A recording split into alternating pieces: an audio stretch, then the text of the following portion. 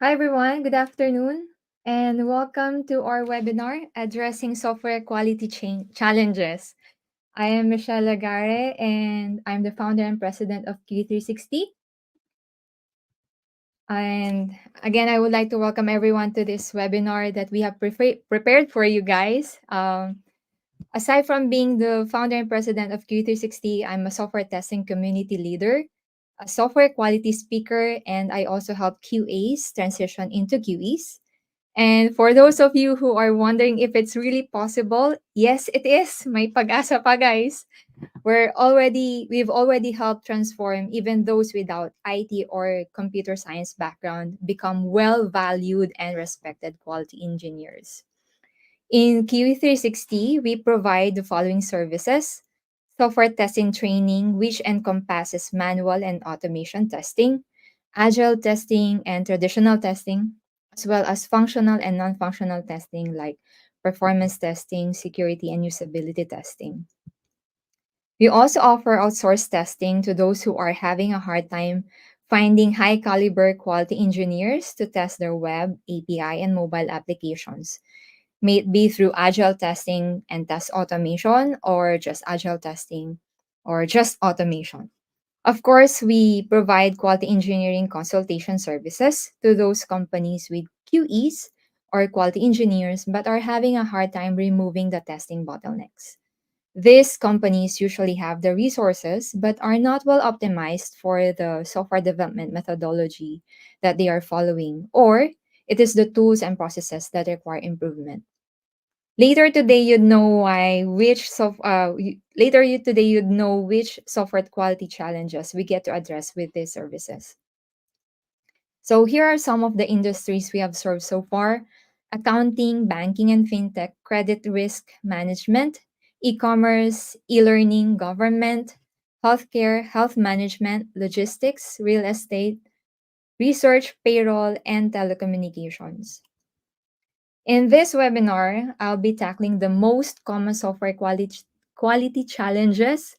It's a tongue twister, and I'll discuss how we can address them. If your software testing challenges are not listed here, these are the main categorizations of those challenges that I see. If they're not here or listed here, feel free to put your questions or add them in the comments so that we can try to address them given that we have time later on. So let's start with the very core. I hope you guys are all ready. Can you say heyo or hi so that we know that we're ready? Can we give some response there from people watching on YouTube and LinkedIn? Again, thank you for joining us today. Okay, so let's start with the first one is the insufficient testing skills. So back in early 2000s, I don't know if you guys are born then or even aware of what's happening. Maybe some of you are not even born then. You'd usually test web apps and desktop apps. So you'd only have to think about either the browsers or the combination of the browsers and the OSs. And when mobile apps came into the picture, we had to consider multiple makers or the brands, the manufacturers, the OSs, and the screen sizes. And then IoT jumped in with the wearable gadgets. If you are guys using Apple Watches, then you are part of that. Um, then AR VR made it exciting to test applications. I don't know if you've tried the Google Cardboard, or other goggles that are capable for AR, VR. And of course, the smart home technologies have to join, right? Alexa, and other applications or hardware and software combinations that allowed us to control um, aircon, electric fan, lights. Okay, and as you know, it didn't end here. A lot has happened over time. This timeline just highlights the first devices or technologies being made more accessible to the mass during the said year. It doesn't include timelines when they were used in private or government sectors like the military, NASA, and the likes. These are just mainly things that we could test as part of the software development team in the IT industry. And to begin with, I'll just jump right to 2008, where App Store and Android Market launched. Market is now called Google Play Store. So before it's just Android Market. And to just open the floodgates, they provided hundreds of apps to be tested or to be used. It's always testing in mind, to be used by the users. And aside from Google Voice and Siri helping us search through voice, there were also more sophisticated hardware and software like robot waiters. I don't know if you've seen them. There are also robot waiters here in the Philippines already. Of course, in Japan, it started with them. Um, we also have mobile heart rate monitors, Fitbit, and Apple Watches. And the autopilot, the autonomous cars, right? Back in 2019, I remember I was in a conference where I spoke about RoboRace. It's the first autonomous race cars that were able to successfully compete with other race cars, autonomous race cars. And then, of course, financial transactions became very easy and can be done on our phones. And we entered the super fast world starting 2019 or even early or late 2018. Royal FlexPy. It's not a mispronunciation. It's really Royal FlexPy is a Chinese product. It became a game changer in the looks of the smartphones. It's the first um, phone slash tablet that can be folded. Unfortunately, the experience for that device is not as good. This could have been the perfect time for QAs to be leveraged before manufacturing those kinds of devices, because of course it's quite a lot of money when we manufacture devices. And in 2020, AI as a service became a trend and continues to explode nowadays, and put fear in some people, not just in IT, even in digital marketing, in arts, digital media. So all of us are being threatened, if I may say so, or most people would be feeling that way because of the capacity of AI. And extended reality continues to change the way we play or interact with others. Before, I only watched them in movies, but then now it's already happening. So from 2021 to 2023, anyone can create a digital art through prompting. Space tourism became a thing, and no code, low code allowed faster software development. These are just to name a few. I didn't even read the entire slide. So as you can see, this timeline tells us so many things to consider when developing and testing. First is the mobile device and the OSS it supports, the speed of network, resolution and screen sizes, the security it may or may not present.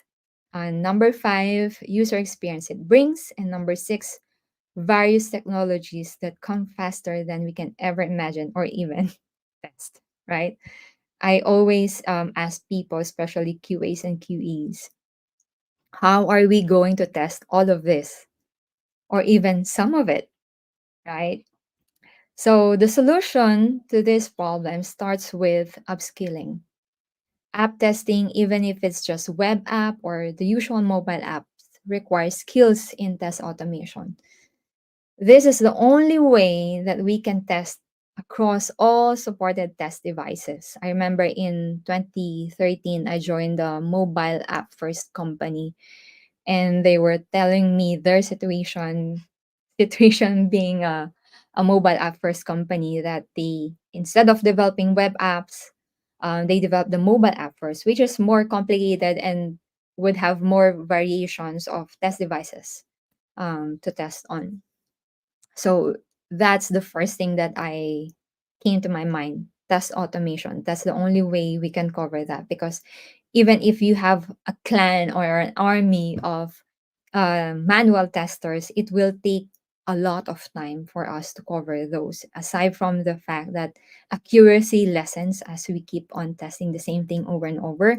The testers become more relaxed or lenient with what they do, or of course they get tired, right? So that's the main thing, test automation.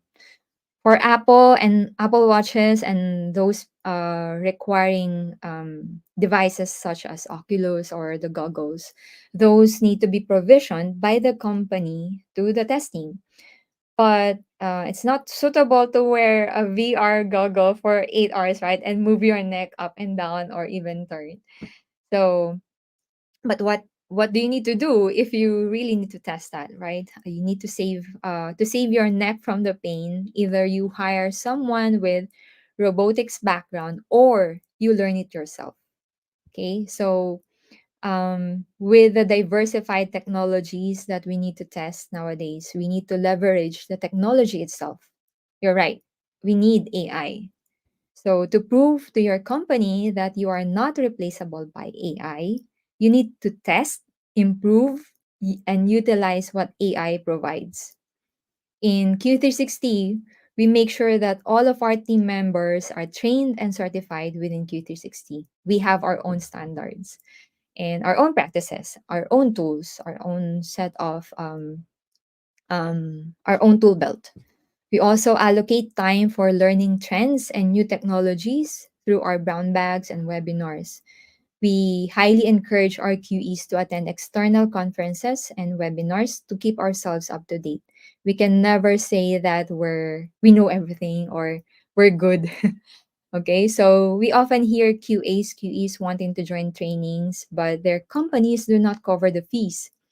This is an unfortunate truth for some companies or some for our friends in the IT industry, not just for the QEs, but these companies would be expecting them to deliver high quality output or testing deliverables, expecting them to be highly skilled to cover the task or deliver the work. But if they're not given the time and the budget, or at least the budget, right, or the time, um, that would be difficult, especially if they have lots of workload on their plate.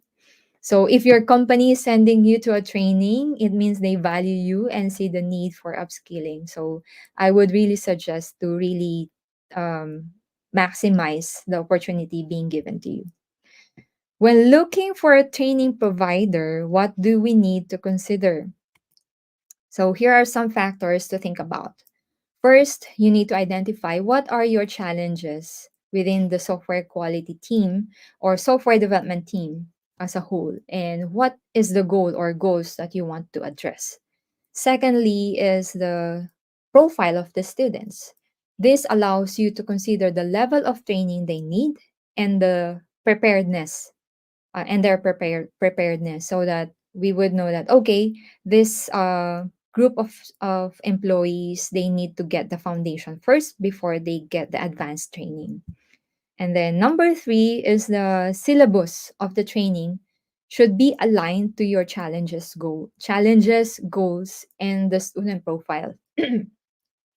This is why when we are asked for a training, we don't just give the rates or the syllabus, because we want to meet the clients first to customize the training for them. This maximizes the value of what they pay for and the time that they spend during the training. Okay, and the number four, there should be lots of hands-on activities. Seat work and homeworks should be provided to deepen their understanding and see if there are challenges in applying what they've learned.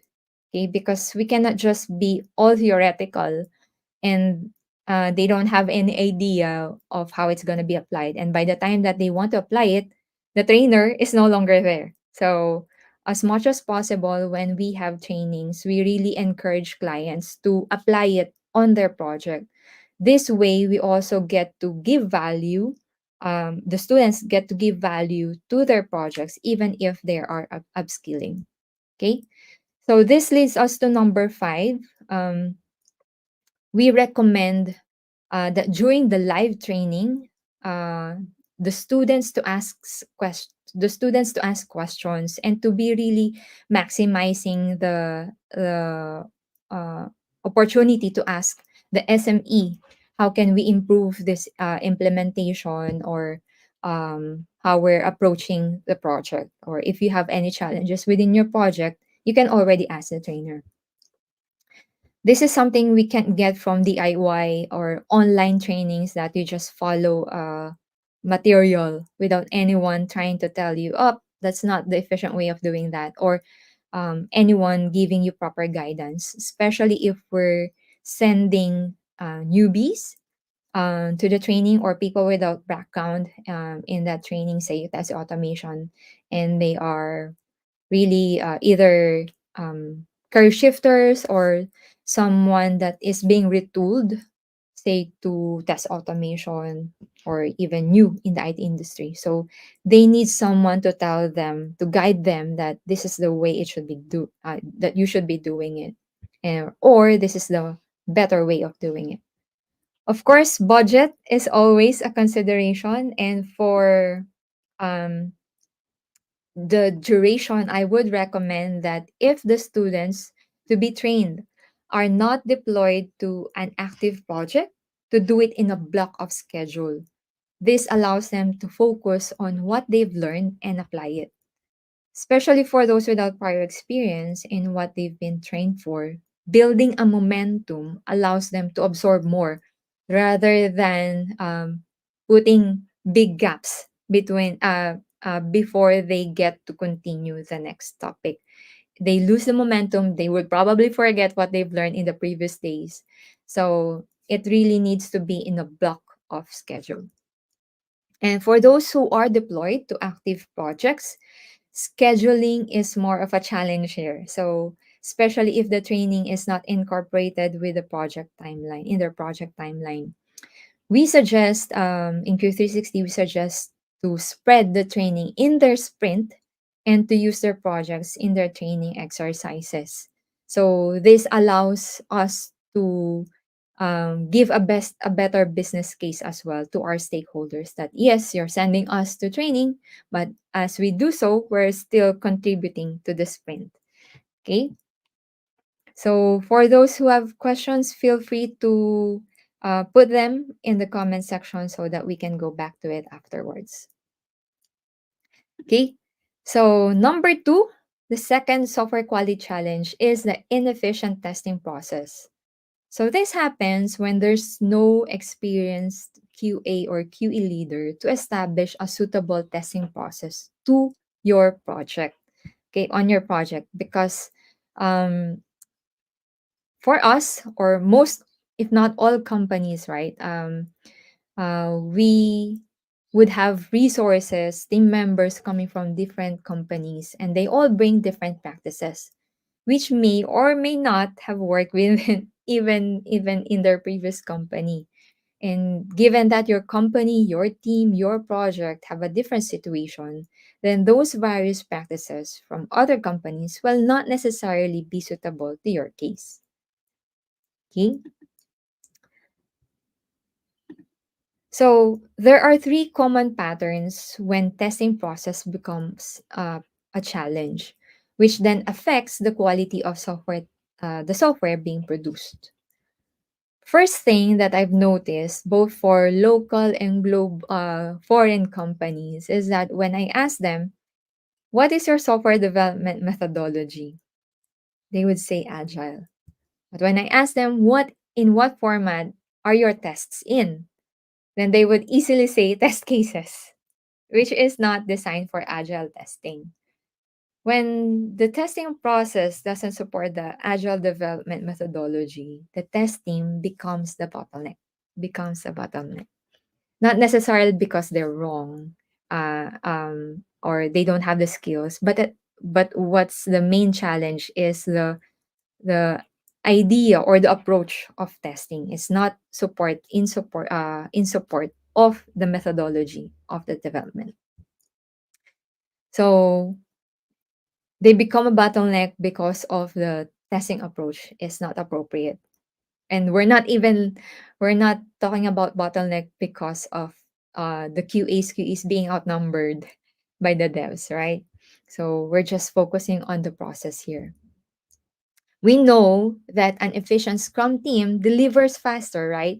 Maybe in smaller amounts, but faster. If a test resource spends a lot of time creating test cases, which we all know is very time consuming, then we are removing time from actual testing because we're spending all of those times or most of those times in documentation.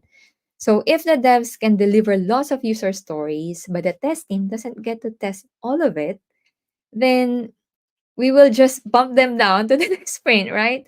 And when it happens in multiple sprints, it snowballs. So that's a very common thing that we can see if processes are not being done properly or if it's not appropriate.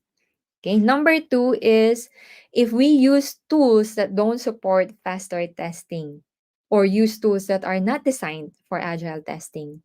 Based on my experience, I steer away from tools that are not just slow in loading, but at the same time require lots of fields to fill to create tests, such as TestRail and Zephyr. I don't know if you're using that in your projects. Let me know in the comment if you do.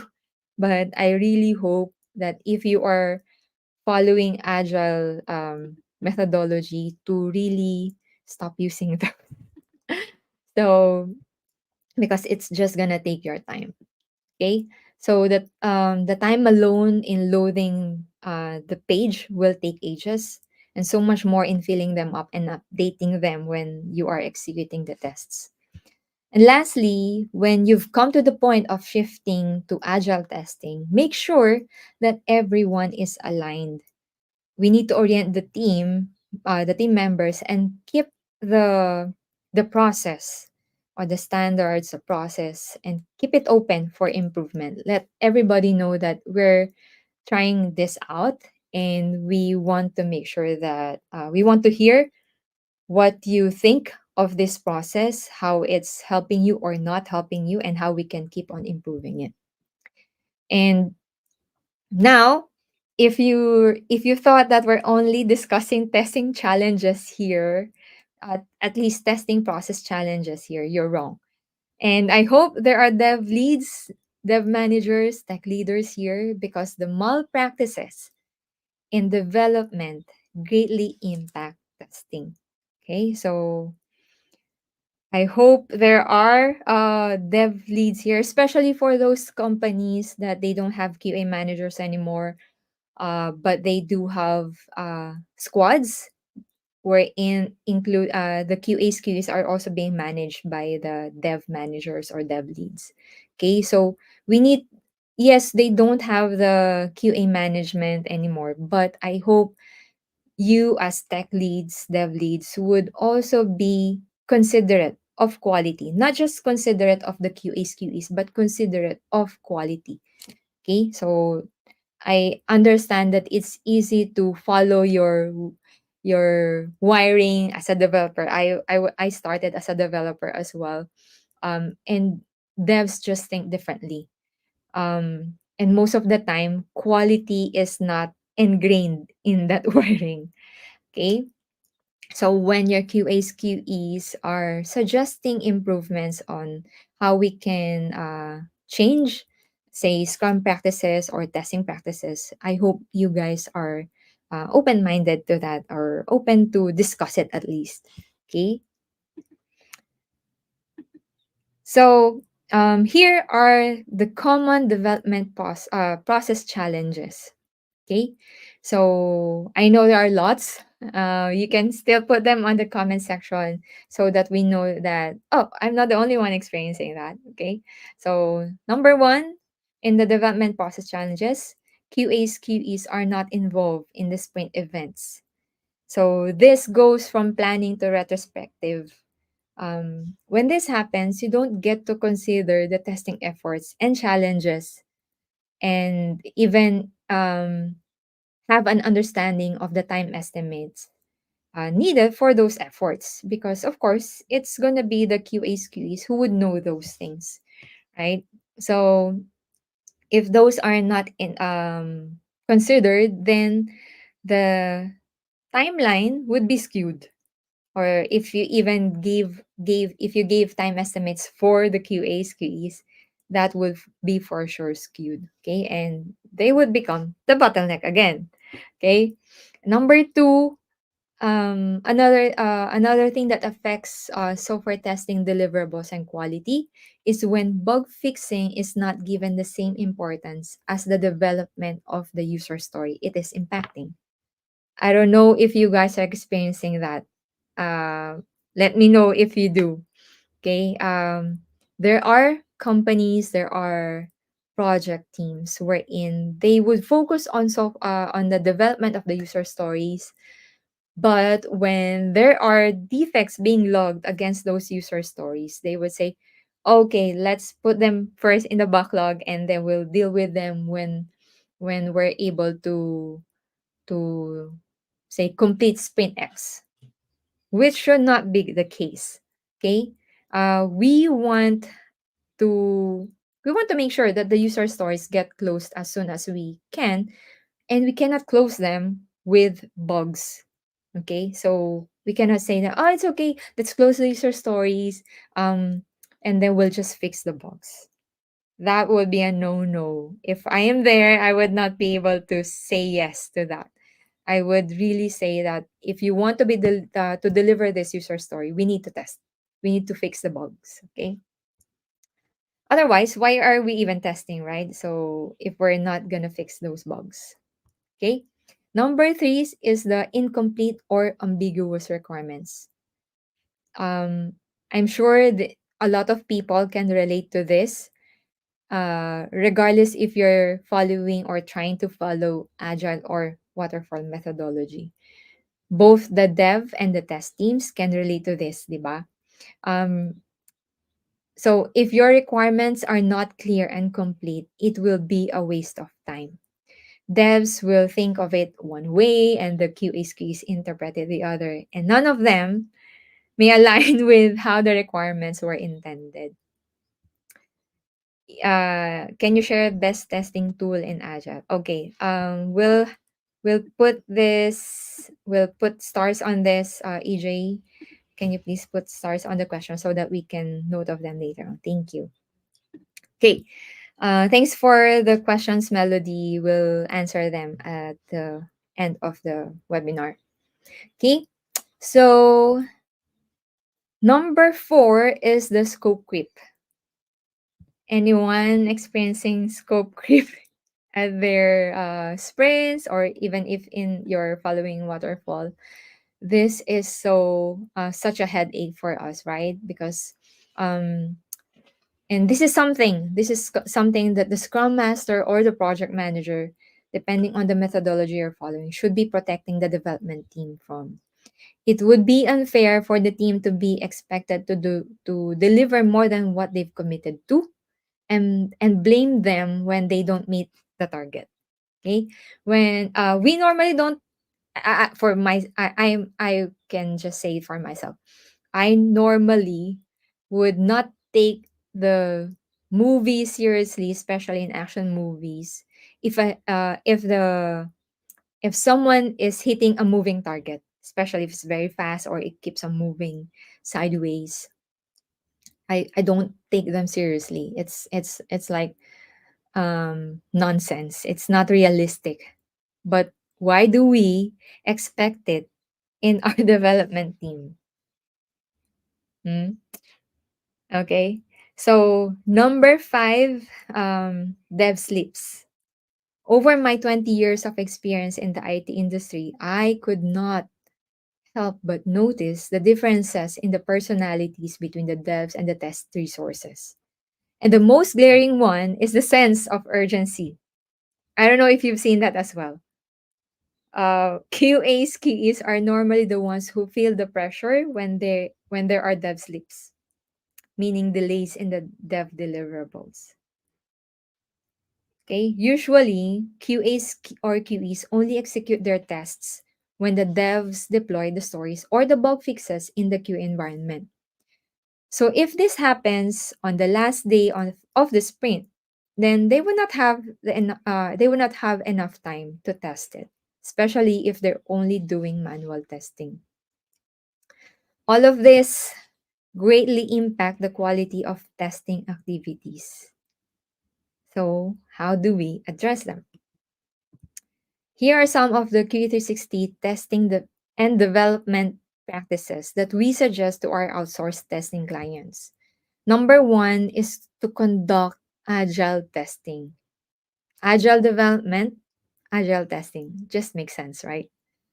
Maximize sprint time by using test charters instead of test cases, and do plan by using either session-based or risk-based testing, risk-based uh, planning, risk-based planning, and automate your tests automate the test of your acceptance criteria within the same sprint. Again, within the same sprint, automate your acceptance criteria. Okay, so make this part of your definition of done instead of doing the automation when it's stable. Because by then, why do you still need to automate it, right? It's already stable. You're just gonna waste your time. Number two, involve QAs early, including project planning. A lot of times, QAs are involved, say, a couple of sprints after the development, or at the very least after planning. That's ridiculous because we are as much as part of the team as the devs, right? And number three, early and frequent testing. So I'll cover this in more details in a bit. Number four, QEs need to be in all the sprint events. And there's, as mentioned, they're as much involved in the sprint commitment as the devs. For number five, for the stories to be closed as fast as we can, bug fixes should have the same importance as developing the story. Both should be done in the same sprint. Okay? Story development and the bug fixes.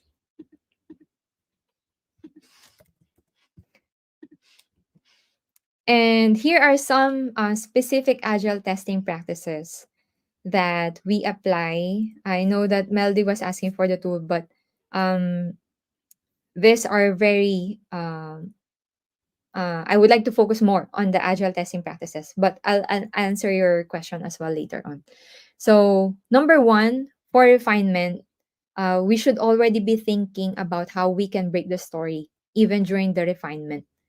Are there missing acceptance criteria? Are there conflicting acceptance criteria within the story, or even in a different story, even a story in a different sprint, right? Are there missing information for us to thoroughly test it? This allows us to reduce the back and forth, or doing the user story and then redoing it because there's something missing, there's a dependency, and so on. When we're good with this, then we can provide the story points according to the complexity of the story. Number two, when it comes to planning, we need to provide test estimates. We should include test creation, test data preparation, and test execution. I myself would even encourage team members to include some buffer for defect logging and validation, especially when I know that the code quality is low. Okay? Because if we don't, the test team will run out of time, and they will run out of time to test other user stories. Okay, so aside from this, test team should only commit to what they can complete within the sprint. You should have the voice to say that this is the only thing we can cover, or this is too complex, can we break this down into multiple user stories, and then we can cover this in the sprint, and then the other half in the next. Okay. At the end of the day, or should we say at the end of the sprint, the stories that we don't get to test don't get to be released anyway. So there's no use in pushing them in this sprint, forcing them in the sprint. Okay. So this requires some assertiveness to pull off. If QAs do not have the voice in the Scrum team, they usually end up being blamed, not blamed for not delivering. Okay, so if you are experiencing this in your team, if you are a scrum master, I hope that you can already identify that this is an area for improvement, that okay, they're not being heard. Okay, the planning is not happening appropriately or properly. Okay, I would encourage Scrum Masters to ask the team if they all agree with the sprint commitment during the sprint planning. Also, under the said sprint event, if you're following Agile methodology, you should either utilize session-based planning or risk-based planning instead of providing or producing a lengthy test plan, which normally doesn't get followed in Agile anyway. So number three is the use of test charters in form of mind maps. So Melody, one tool is mind map. I'll type it here so that we also get to answer that as well. That's the tool that we use for creating test charters. So they are mind mapping tool. It's a mind mapping tool. Okay. So again, test cases is designed for waterfall methodology, not for agile. Number four, execute tests as they get deployed to QA environment. We don't have to wait for all the stories to be deployed. And that's why we need to make sure that they're independent of each other. They don't have to be all deployed before we get to start testing. Number five is validate bug fixes before you close the story. And the fixes of those bugs should have the same prioritization as the story it belongs to. In Q360, we put bugs either as a subtask bug. We can configure that in Jira. Um, the subtask bug is under the story, or we link them. We link the bug to the story it affects. This way, we can easily identify if the story is ready to be put to done, or we can say that it's already bug free. Number six is instead of emailing test status, the team should utilize agile boards and ticketing dashboards. This removes unnecessary work so we don't have to email them because everybody can already see the dashboard. Okay. And then number seven, last but not the least, automate within sprints. Okay. A lot of teams would either have a separate team doing manual testing and another team doing the test automation. But Q360, the quality engineers of Q360 are skilled in doing both agile testing and test automation within the sprint. So this requires skills, time management, collaboration with the devs, and assertiveness. So we need to make sure as well that every time in our outsourced testing, with our outsourced testing clients, we have an agreement of what is the definition of done. And for those who are aggressively after bigger market share, they leverage in the in-sprint test automation. Okay, so as mentioned before, if we are afraid of being replaced by AI, we need to prove that we can maximize it and that we are better than AI. One of my favorite stories to share is when we're doing a tech talk for the biggest digital bank here in the Philippines.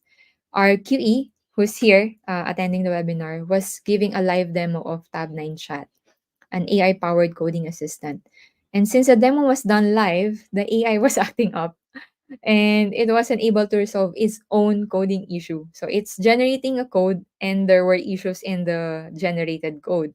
So since the demo was about AI assisted coding, EJ was trying to show that Tab9 Chat could fix it. And he tried several times, even to the point of dragging the demo longer, but the AI wasn't able to fix its own generated code. So EJ had to fix it manually. This goes to show that humans are still better than AI and that we cannot be replaced by AI. Not only because of our innate creativity, but also because of the output of AI should still be reviewed and tweaked as needed. In Q360, we leverage AI from test creation, test data generation, test execution, and even visual validation, which used to be a taboo for test automation principles to automate visual validations because it's very fragile. But with the use of AI, we were able to do so. And we always make sure that we don't just rely on AI. We don't see it as a crutch. But it's something that we can help. It's something that can help us improve the speed of testing. Quality is AI assisted, not AI driven. It should always be QE driven. Okay, QE driven. We will always have the due diligence to thoroughly test what the AI is producing, analyze what's missing and what's wrong, and improve it. Okay, so the last yet the biggest testing challenge that most individuals and companies face to us is the lack of test resources. Most companies would have bigger milestones than their development teams can achieve. And that's normal. Being ambitious is one thing that drives company. And when we focus on test resources to pull off the milestones set, we need the right resources, highly skilled quality engineers. But such resources are very rare. They require a lot of time to hire, to train, to certify, and be very acquainted with the efficient testing process. The funny thing is, most of the time, companies will only think of outsourcing or hiring additional resources when they're already months, if not years, behind the milestone. And to emphasize, adding resources to a project that is already behind is not the best time to onboard them, as they will take more time to ask questions from the original team. Okay? So there are three ways to address the lack of qualified test resources. One, the fastest and most economical is to outsource them. It removes employee overhead costs as well as it removes the recruitment and training time. Two, for those who still don't believe in outsourcing, they will go through hiring and recruiting those with the required skills, which, aside from the employee overhead cost, could be a hit or miss. Some people are good during interviews. I've already seen some, but don't do well in actual projects. And then you'll be with them for at least 6 months because you're required to give them that chance, right? The other way to address the lack of test resources is either to train QAs with automation skills or the other way around, train the devs with testing foundation and creativity because they already have the technical skills, each of which has its own pros and cons. QAs already have the creativity, but not all the technical capacity to code. On the other hand, devs have the coding skills, but they lack creativity. Aside from the fact that most devs hate documenting stuff, like bug logging and creating tests, which is our bread and butter, right? Aside from test automation. So, regardless if you plan to hire or outsource QEs, here are the testing capabilities you should consider to maximize your test resources, especially for those companies with limited headcount or budget. Okay. Needless to say, these are the capabilities our quality engineers are trained and certified with. So we'll start with web testing. So when we say web testing, they can do both. They can do the functional testing, user interface, user experience testing, including cross-browser compatibility. For mobile testing, we're talking about not just Android, iOS, sometimes even Huawei, um, the functionality, the battery testing, and the device compatibility. Of course, the API to ensure that the backbone of the application is functioning correctly. Some would still ask for database testing, but most of the times we can already cover that in API testing. And of course, we cannot forget the non functional requirements, performance testing, security testing, and usability testing. Okay, so you should also be looking at agile testing if you are following agile development, and of course, test automation. So for us here in Q360, um, we use one test automation framework that can test across uh, web, mobile, and API. So that way we get to integrate the test seamlessly. We don't have to do batch execution of web test scripts and then uh, a batch of API tests because that's not how users would normally use it, right? So when we touch the interface, say mobile app, then it triggers an API call and then it reverts back to the front end. So it's not batches. So we do it one after the other. So that requires seamless integration across different platforms. Okay, so to prove that these recommendations work, here are some of the results Q360 was able to deliver. Let's compare the testing effort needed by a company to test a project. Before Q360, it took them 14 days with seven resources, equating to 98 man days. But with Q360, we use 35 days with 2.5 quality engineers, equating to 90 man days to automate their regression tests. Okay, so if there are four regression cycles, it would take them 392 man days to manually test it, but it only took us 8 minutes to run the automated tests.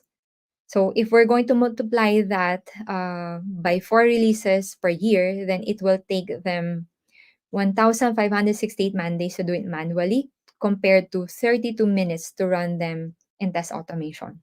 So it saves a significant 94.3% on the regression testing costs alone. But imagine if we leverage AI within this equation from test creation, test data generation, test automation, visual validation, even bug logging. That would not just change regression testing costs, but the entire testing cost. I don't know how much you have in your budget for testing, but that would alone would be a big improvement. Maybe you can use the that saving into providing better test devices, hiring more qualified resources, or even putting the resources to training. So this is why we advocate for upskilling and leveraging QEs and QAs, the amount of saving that you can get um, with these practices and skills. Okay. And now, if you don't want to focus yet on test automation, here's what can be done with agile testing in 3 months. We've helped one of the biggest HMO providers here in the Philippines. And in 3 months, the HMO web, Android, iOS, and Huawei were developed, tested, and released. Number two, we were able to transform the project team and stakeholders with agile mentality and process and tools. So we're not just warm bodies to do the testing, but we're also catalyst for change. Okay, we're advocating for agile uh, transformation. And then number three, establish agile testing processes, set up test automation framework. Number four, we were able to automate the web and Android app after the initial release. Number five, improve the user interface and user experience and significantly reduce production incidents as well as improve the app rating on Play Store and App Store. Imagine that. Is that something that you can do within 3 months? Given that you have your web, Android, iOS, and Huawei to test on. Okay, so I hope this webinar brought insights to you that can help address your software quality challenges. And to the QEs watching this webinar, I understand that this may have stirred some fear in those who are not yet ready to test new generation of applications. But sometimes we just need to hear something scary to get our drive to improve, right? And to the tech leaders, CTOs, CIOs, I hope this gave you an understanding of what your team could be experiencing and that I've shed some light on how you can help them address these issues. If you think that we can help you, then feel free to reach out. Okay, so now I open the floor for the Q&A. Okay, let's check the questions. So first, can you share the best testing tool aside from testing and testing? Okay, so I've mentioned this earlier. So we use MindMap. It's a very cheap mind mapping tool that allows you to access your tests as well in Google Drive. So MindMup. So that's just $100 per year for 100 users. So that's very cheap. Okay. Can you share the best testing tool in Agile? Oh, that's the same. Team compositions dynamics. Maybe you need to move people around to find team chemistry or pair high performers to guide. Yes. So we just need to make sure that so this is what Rabi mentioned, pairing people with experience and those without experience, which makes sense. We just need to make sure that they have sound foundation before we pair them, especially those with without background, because if they are tenured but not really with good foundation, then they will just not be able to help the younger resources. Okay, anything else? Do we have other questions?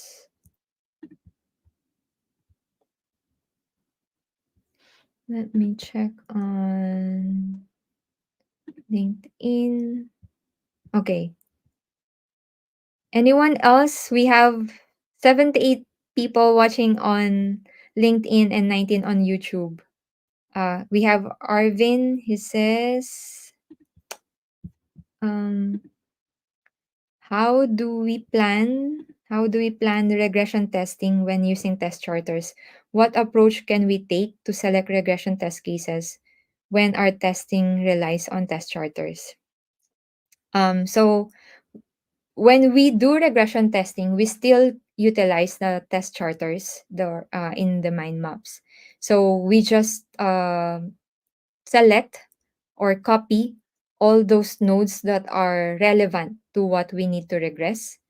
And we still use the session based planning. So when we say session based planning, uh, per group of tests, say test for a feature, we provide an estimate for that session. So a cluster of tests for a feature is a session, and we put a time on that. So we time box it, and then when we plot all those tests for regression, then we can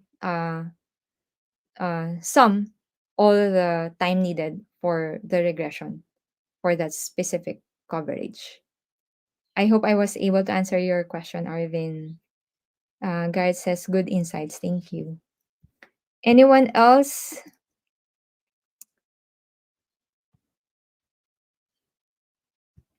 Have you guys experienced using MindMop, even if it's not just for test creation or mind mapping test charters? It's very easy because it's for MindMop especially, we're just using enter and tab, and then you can just type your test, and then you can already put your steps, your validations, or your expectations or assertions. And then we also use that for tracking what needs to be automated. And then we just tag it with a corresponding status. So we have Carlo here. What's a quick trick that you can share when it comes to people outside QE getting a buy-in on QE process changes? We have a lot of challenge of clients that are still very reluctant to changes, even when we suggest a change in quality process together with proofs. Okay, so yeah, people don't like change. So what we normally do, just like the way we transition to agile, we pick an important project. It's not very critical, it's not very big, but it has value.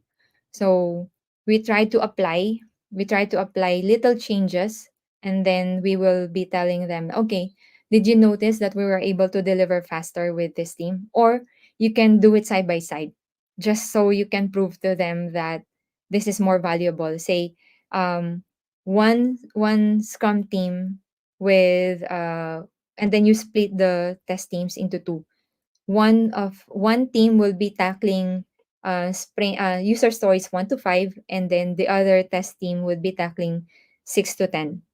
And then one will be using test charters, one will be using test cases, and then you compare, of course, with equal story points, total of story points for those user stories they're tackling, so that you will show them that this team was able to deliver all these 5 user stories with the same user story points within X amount of time.